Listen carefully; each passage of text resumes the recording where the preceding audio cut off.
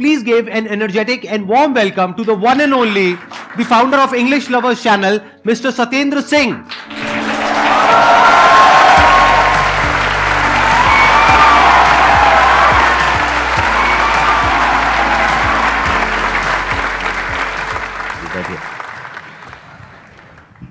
Is it real or is it still a dream that I am? तो हाथ मिलाओ ना.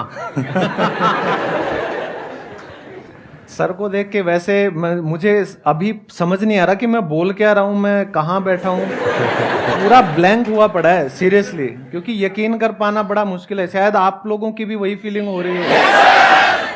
और एक बात और, जब स्टेज के आप उस तरफ बैठे हो तो फीलिंग शायद 50% है. यहाँ पर आ जाओगे ना, आधे आप में से शायद बेहोश हो जाएंगे.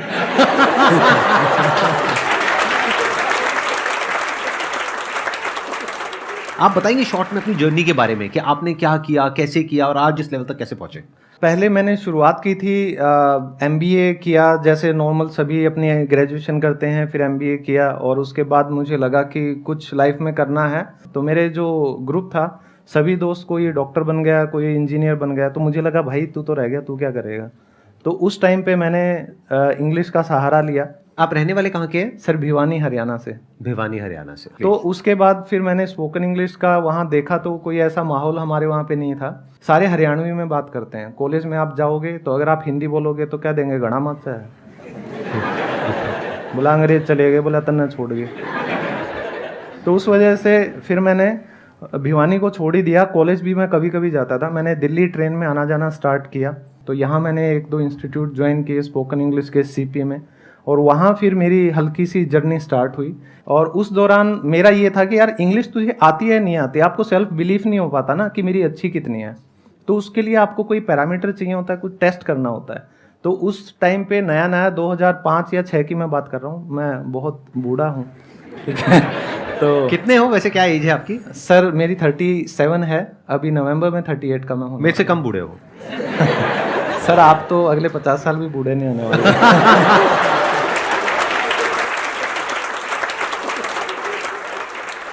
तो उसके बाद मैंने सोचा कि अपने आप को देखें तो इंग्लिश आती है नहीं तेरे को. फिर मैंने उस टाइम जो टॉप कॉल सेंटर्स हुआ करते थे, कन्वर्जेस, IBM, WNS, तो मैंने हर किसी में जाके इंटरव्यू देना स्टार्ट किया. जॉब करना मेरा मकसद नहीं था उस टाइम पे, लेकिन मुझे ये था अपने आप को टेस्ट करना है.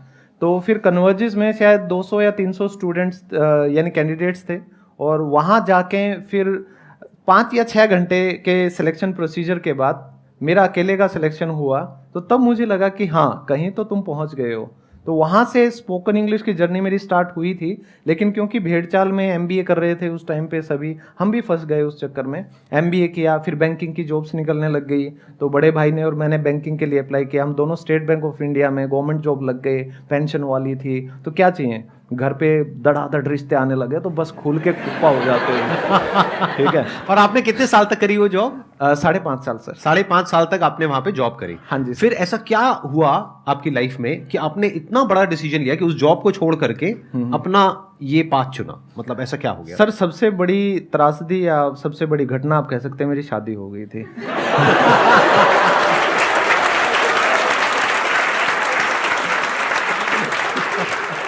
लेकिन शादी होने के बाद तो रिस्पॉन्सिबिलिटीज और बढ़ जाती हैं, उसके बाद तो प्रेशर भी बढ़ जाता है. बिल्कुल सर. लेकिन वहां पे हुआ क्या, वो जो प्रेशर था उस घबराहट के अंदर मुझे ये समझ आने लग गया कि भाई शादी तो चलो कर ली, ये तो किसी तरह मैं शायद निभा लूंगा, लेकिन ये जो जॉब है ना, ये मेरी सेकंड वाइफ है और इसके साथ मेरा रिश्ता जम नहीं रहा कुछ, तो इससे तलाक ले लेना चाहिए.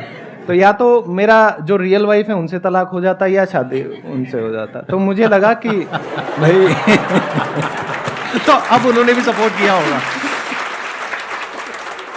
लेकिन वहां पे एक चीज और हुई सर. जब मैंने जॉब छोड़ने का डिसीजन लिया, there was no one to support me, to be honest.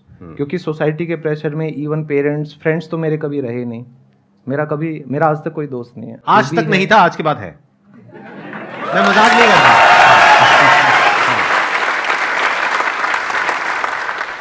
तो फिर मैंने जॉब तो छोड़ दिया, और हर कोई आपका मजाक उड़ाता था कि यार बैंक में मैनेजर होता, ठीक है, पेंशन होती.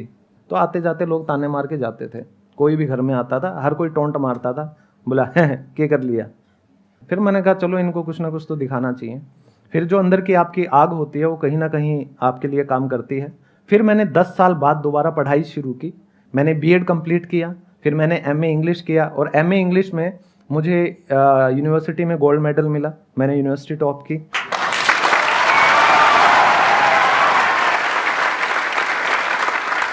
ये जो आपने किया, ये वो जॉब करने के बाद किया? Yes sir.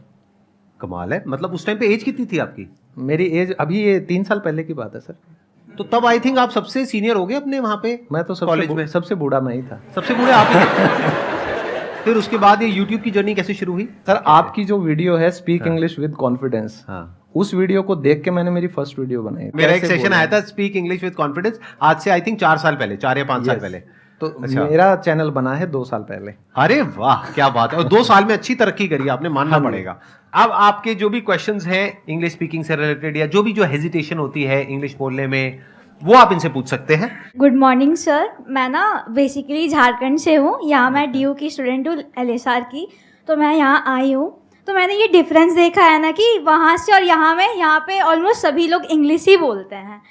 बट ये डिफरेंस हो जाता है ना कि कहीं कहीं पे अगर हम नहीं बोल पाते हैं तो हमारा पूरा कॉन्फिडेंस ही लूज़ हो जाता है।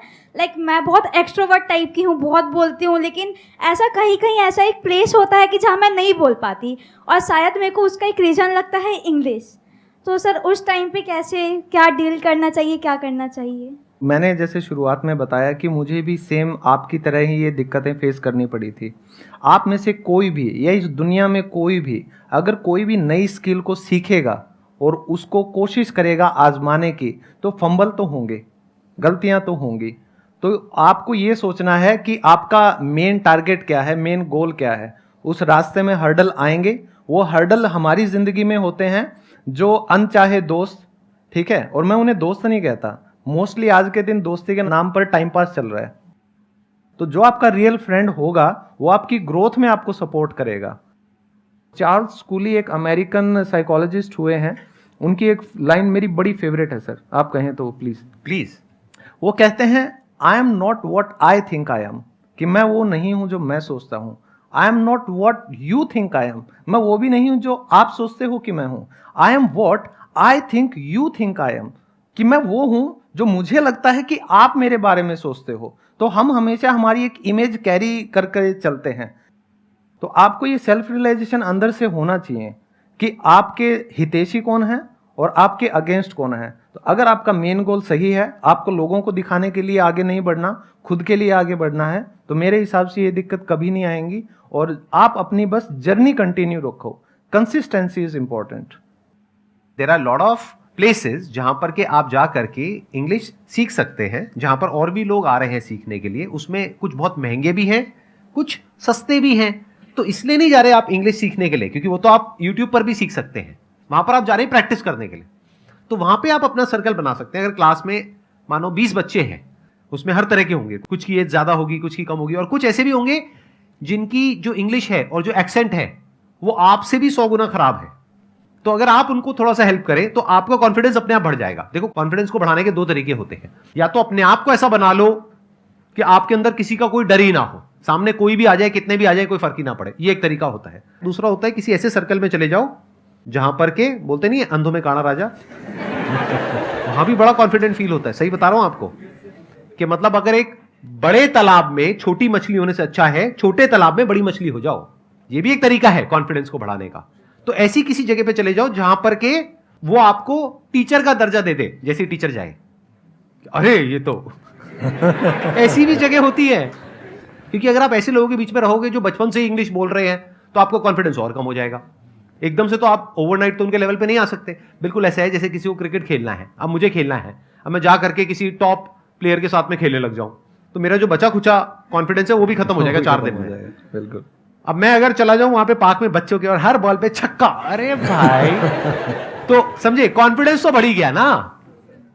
तो इस तरह से आप थोड़ा दिमाग से अगर चलोगे, थोड़ा अगर अपने माइंड को यूज करोगे सही डायरेक्शन में, तो there are lot of options which are there. Yeah, I have 2 questions. First on English and second on your life journey. So first question is like the accent on English is also most important. So how to improve that accent? And second question is like in everyone's life there comes as you said deep moments, right? And you said how you deal with.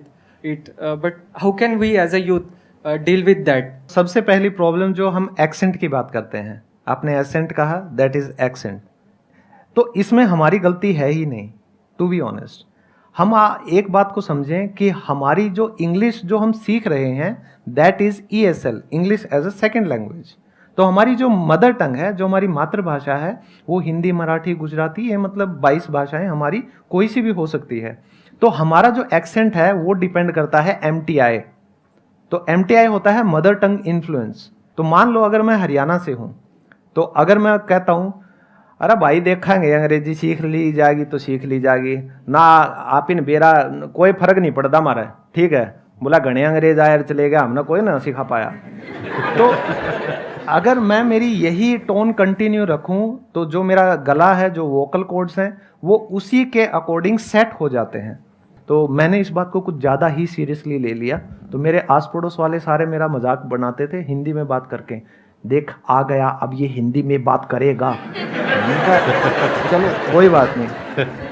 लेकिन जब मैंने English को सीखा और फिर मैंने phone करके उनके इंटरव्यू लेने शुरू किए ना, और जो हड़काया उनको HR मैनेजर बन के, बड़ा मज़ा आया, कसम से बड़ा मज़ा आया। मैं लताड़ता था, मैंने कहा no you don't deserve it, you don't deserve it.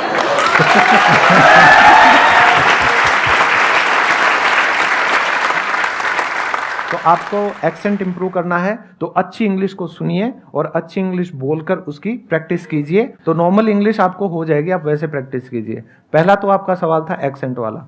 दूसरा जो आप कह रहे हैं कि लाइफ में लो पॉइंट्स आते हैं, आप सभी के आते हैं, नो डाउट। मैंने हमेशा, मेरे बहुत ज़्यादा लो पॉइंट आए हैं जब लोग मुझे घर पे आके कहते थे सुसाइड करेगा कि काल करेगा, परसों करेगा, बोले तेरी जी है, तो बोला वो कर गया गलड़ी गाड़ में, देखो वो झूल गया। ऐसे कौन बोलता है? बोलते हैं सच में? मतलब ये कौन है? ये दोस्त है या रिश्तेदार है? कौन सर है? ये जैसे कॉलेज में एक दोस्त था मेरा, तो मतलब कहीं ना कहीं, लेकिन वो लोग सच्चे हितैषी हैं आपके, ये बात भी ध्यान रखना। मैंने हमेशा उन लोगों को बहुत पॉजिटिवली लिया है और ऐसे लोग आपके आसपास होने ही चाहिए। तो जब आपका लो पॉइंट आता है उसको आप एज एन अपॉर्चुनिटी लो, ठीक है, कि आप क्या क्या कर सकते हो, कि अब आप जीरो हो गए, अरे अब तो आपके पास ऑप्शंस भरे पड़े हैं, अब तो खोने के लिए कुछ भी नहीं है, कुछ भी नहीं है। अब तो मैं ये भी कर सकता हूँ, वो भी कर सकता हूँ। तो लो पॉइंट कभी भी आए ये तो सोचो ही मत कि यार सब कुछ खत्म हो गया। कई मतलब यंगस्टर्स लग जाते हैं, मतलब गलत डायरेक्शन में चले जाएंगे कि यार हमारा कोई नहीं है, अकेले दुनिया में भाई कुछ नहीं दरिया इस धरती पे, यार पी का पड़ जाओ। उससे कुछ नहीं होगा। Sir, my name is Gautam, and actually, sir, I am a stammering person. But sir, in Hindi, my stammering sometimes low, but in English very high. Second, ये कि sir, before 2 year, एक सर ने मुझे बोला था कि 20 साल के बाद कोई भी इंग्लिश अच्छे से नहीं बोल पाता। तो ये मेरे मन में अभी तक उनका है।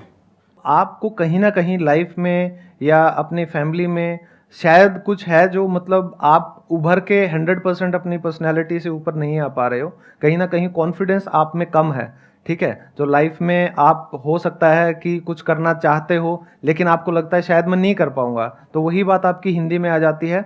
जब अब मैं सर के सामने बैठा हूँ, ऐसा नहीं है कि मेरे में कॉन्फिडेंस पूरा है, मेरी भी अंदर से लगी पड़ी है, ठीक है। लेकिन